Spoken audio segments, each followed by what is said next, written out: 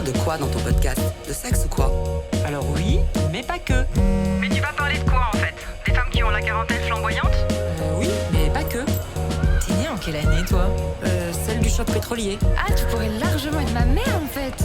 Cette jupe en léopard, je peux la porter? Tu veux dire encore la porter?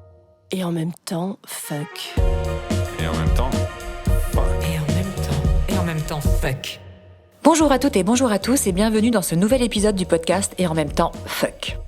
Alors le sujet de ce podcast a été choisi avant ce grand moment de nos vies qu'est le confinement. Il est parfaitement fortuit, il n'est pas un pouce au crime et aussi je n'ai pas pu l'écrire aussi rapidement qu'à l'accoutumée. Parce que c'est plus qu'un sujet sensible, c'est un sujet dont peu de femmes parlent, parce que leur parole fait peur, parce qu'on les traite de folles, d'anormales, qu'on les envoie chez un psy, parce que c'est le tabou absolu.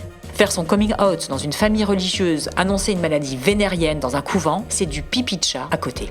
Quand j'ai acheté ce livre à la Fnac, livre dont je me suis inspirée pour ce billet d'humeur, j'avoue avoir eu du mal à le poser sur le comptoir de la caisse. J'ai ressenti puissance 1000 au carré, la sensation qu'un homme timide peut avoir lorsqu'il achète une revue porno chez le kiosquier, ou une femme timide pour demander des préservatifs à la pharmacie, ou l'inverse d'ailleurs. J'ai ressenti une sensation très ambivalente lorsque je suis tombée sur ce titre, un moment schizophrénique entre l'effroi et la curiosité, entre le réel ébahissement et mon immuable credo qu'est la liberté, et parmi elles, la liberté d'expression. Et c'est bien d'ambivalence dont il va être question pendant ces 15 minutes de billet d'humeur. L'ambivalence sur la maternité et surtout sur le regret de la maternité. Le regret d'être mère est le titre du très perturbant livre d'Orna Donat, paru aux éditions Odile Jacob, et je l'ai dévoré en une après-midi.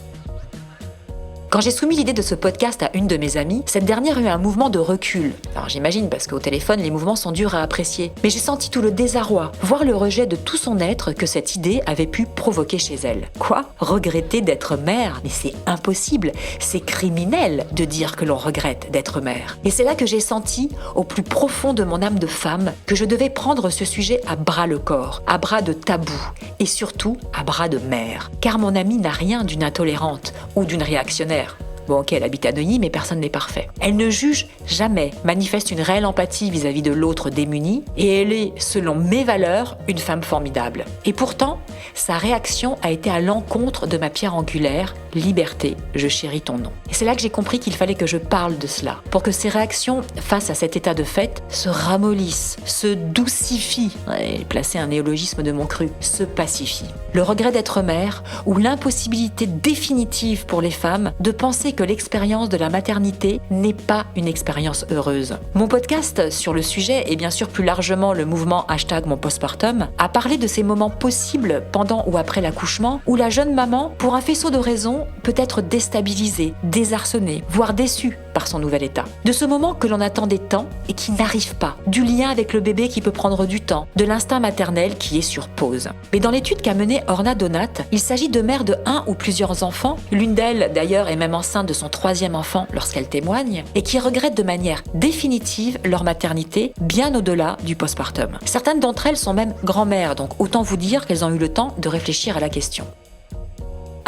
#regretting motherhood, dans une société qui nie aux femmes le refus de la maternité, quel que soit le moment de leur vie ou de leur parcours.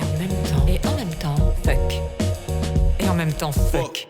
On entend depuis quelques mois des jeunes femmes refuser la maternité sous couvert d'une démarche écologique, d'un refus de surpeupler une planète déjà exsangue, une planète qui, dès fin juillet, a épuisé toutes ses ressources annuelles. Alors loin de moi l'idée de penser que ces jeunes femmes ne sont pas sincères dans leur démarche. Mais on peut aussi imaginer que cet argument écologique peut cacher, plus ou moins consciemment, un refus de la maternité sans qu'il y ait une raison valable aux yeux du bien-pensant. Une raison plus acceptable socialement. Refuser d'être mère, selon Orna Donat, c'est oser pour une femme le pouvoir de banaliser la relation de la maternité, c'est-à-dire la réduire à une relation humaine comme une autre. Refuser la maternité, c'est désacraliser le rôle d'une femme, celui que lui a donné Dame Nature, celui de procréer.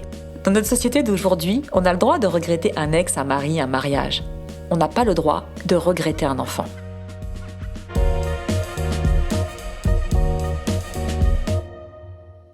Être mère est un sacerdoce, une promesse sociale issue de la nuit des temps, une réponse primitive au peuplement de l'humanité et donc à sa survie. En 1973, quelle année magnifique et prolifique, sortait le film de Jacques Demy, l'événement le plus important depuis que l'homme a marché sur la Lune, avec Marcello Mastroianni. Marcello, l'Italien, figure de proue de la condition masculine, découvre qu'il est enceint. La scène avec sa gynécologue pour un toucher, est gravée dans les annales. Bon, ok, elle est un peu facile celle-là, mais il faut bien décompresser. Alors n'en déplaise à Mireille Mathieu qui assure la bande originale mythique de ce film, ce sont les femmes qui portent les enfants. Et au-delà de devoir accepter leur état de grossesse, c'est aussi à elles, encore, en 2020, à qui l'on demande le plus fréquemment le plus de sacrifices et à vie. Et ce qui doit nous interpeller, même si aujourd'hui la société accepte qu'on ait reculé la date de son premier enfant, c'est que l'on demande aux femmes quand elles auront un enfant. C'est qu'on demande aux femmes combien d'enfants elles désirent, mais jamais, au grand jamais, ne viendrait à la bouche la question « Est-ce que tu veux des enfants ?» C'est-à-dire que la question du « si tu veux un enfant » se heurte et meurt instantanément face à la tyrannie biologique et à l'endoctrinement social. Écoutons-nous, nous les mères, dire « Bah écoute, tu ne peux pas savoir, tu n'as pas encore eu d'enfant. » Ou alors à une femme qui timidement veut reculer la date de sa première grossesse ou qui peut la refuser. « Oh là là, ne fais pas ça, tu vas le regretter. » Ou variante, tu n'as pas encore trouvé le bon avec qui le faire. Les plus cool ajouteront, tu n'as pas trouvé la bonne. Car oui, peut-on aussi autoriser à une femme lesbienne le droit de refuser d'être mère, ou pire, de regretter d'avoir été mère ? Évidemment, vous l'aurez compris, dans mon cas, la réponse est oui. Énoncer cela clairement revient à dire que finalement, notre liberté d'action est restreinte de facto à ce que l'environnement attend de nous, à ce que lui a défini comme liberté. Donc, nous ne sommes pas totalement libres. Nous, les femmes, sommes peut-être les pires à adhérer à la norme de la maternité, comme si on brandissait un glaive infaillible, une arme incroyable, une botte secrète qui nous différencie de l'autre moitié de l'humanité. Nous, notre utérus, nos trompes et nos hormones, on sait que dans la maternité, nous trouverons la partie manquante de notre féminité, que nous serons dès lors une femme à part entière. Mais quel manque de discernement, quel piteux sentiment de supériorité, mais quel ego nous agitons là. Et dans mes jeunes années, j'ai sûrement fait partie de ces femmes. Et rétrospectivement, j'ai honte d'avoir baigné dans ce conformisme et dans ces affirmations péremptoires et à l'eau de rose. Si déjà la pression sociale ne peut pas accepter le refus d'être mère et noyer dans des phrases toutes faites « vaut mieux des remords que des regrets, etc. etc. », c'est encore beaucoup plus compliqué d'accepter ce regret a posteriori. Ce serait comme gommer les enfants nés, les annihiler à coups de dépression hostile, cracher sur les berceaux, brûler les premiers colliers de pâte. On a tellement nié, tué dans l'œuf, pardonnez cette expression, toute velléité à dire « je n'aurais jamais dû être enceinte », que ces mères qui le ressentent ne peuvent s'imaginer que d'autres qu'elles puissent vivre cette même souffrance. Car c'est bien de cela dont il s'agit. Une souffrance extrême de culpabilité, une souffrance extrême de se sentir anormale, monstrueuse, une souffrance extrême d'isolement, de penser qu'on est les seuls à ressentir cette idée. Que cette souffrance est étymologiquement innommable, qu'on ne peut pas nommer, et que donc elle ne peut structurellement pas exister. Et en même temps, fuck. Et en même temps, fuck. Vous pensez que ces femmes sont des monstres, qu'elles détestent leurs enfants, mais pas du tout. Ce sont des femmes qui aiment leurs gosses, qui les chérissent, qui les couvent et qui s'inquiètent pour eux. Dans l'étude d'ailleurs, aucune d'entre elles n'a émis le moindre doute sur son amour maternel. Seulement, si elles avaient eu le droit à un consentement éclairé, elles n'auraient jamais mis au monde leur bébé. Et c'est ici qu'on doit saisir la nuance entre volonté et consentement, entre ce qu'il faut faire pour répondre à cette primo-injonction et ce qui aurait relevé de leur seul libre arbitre. Ces femmes regrettent leur maternité, elles ne regrettent pas leurs enfants. Et faire cette différence est primordial. Et elles vivent dans un sentiment illicite, quasi illégal, moralement plus que répréhensible. Non, je voulais pas, c'est la société qui me les a fait, c'est-à-dire que... Ah, c'est elle ? C'est mon inconscient qui me les a collés, quoi. C'est-à-dire ? C'est-à-dire que pour les femmes de ma génération, il y avait une énorme pression. Si vous n'étiez pas mère, vous n'étiez pas une vraie femme. Et je tenais à être une vraie femme et... C'est comme ça que je me suis retrouvée avec des enfants, mais sinon, non, je voulais pas d'enfants, non. Bon, une fois qu'ils sont là, on les aime, donc on est piégés, c'est fini. Mais, on est piégés, c'est fini, c'est ça que vous avez dit. Oui. Je suis tombée par hasard sur cette émission belge il y a quelques jours. Lire les commentaires orduriers sur la page YouTube de la vidéo, commentaires faits par des femmes, fait prendre conscience que la route vers cette tolérance est plus que longue. Pourquoi ces femmes regrettent-elles, devez-vous vous demander ? Eh bien de ne pas avoir eu la vie qu'elles auraient voulu, de ne pas avoir su s'affranchir des contraintes, de la charge mentale, Fiona Schmidt si tu m'écoutes, de la pression de la famille, du mari, des amis, de réussir peut-être une carrière professionnelle, d'être grand médecin ou juste poétesse. Elles regrettent leur liberté d'action ou d'inaction, le pouvoir de choisir d'être libre, le pouvoir d'être heureuse sans répondre à la sacro-sainte obligation d'être mère.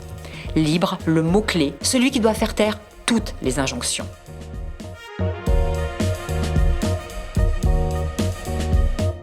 Alors non, une vie sans enfant ne peut plus être synonyme de vie ratée. On se doit, au nom de la tolérance, au nom de cette liberté qui nous anime, défendre cette idée, l'accepter avec bienveillance et aider celles qui pourraient nous en faire la confidence.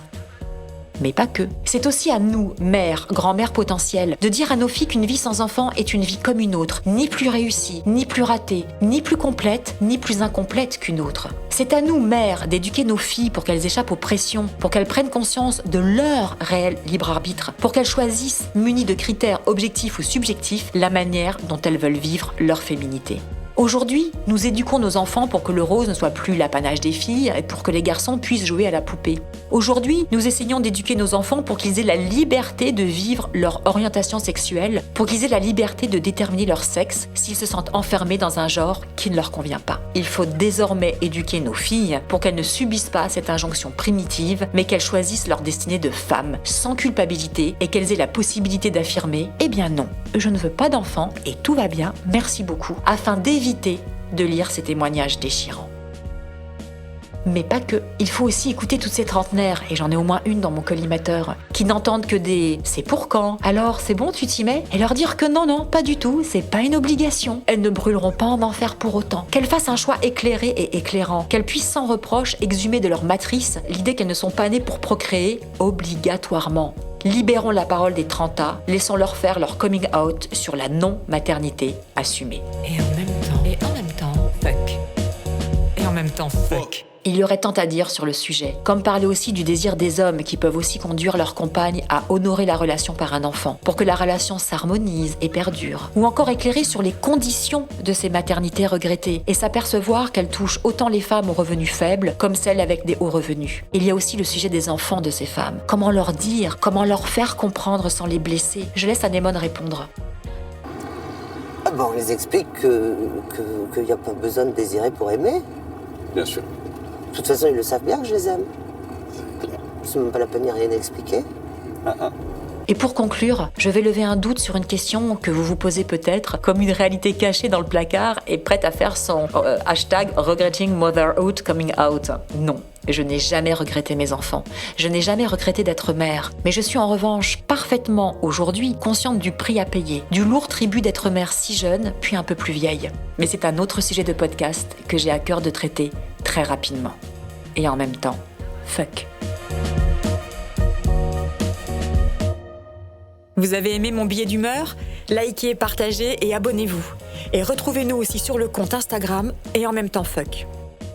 Un podcast écrit par Esther Pi, avec la relecture attentive de Sandrine Delsol, moyens techniques École de journalisme ISFJ Paris et Rémi Gustafsson, mixage et sound design Karl Moreau, illustration Marie-Félix et musique originale Menikans Design.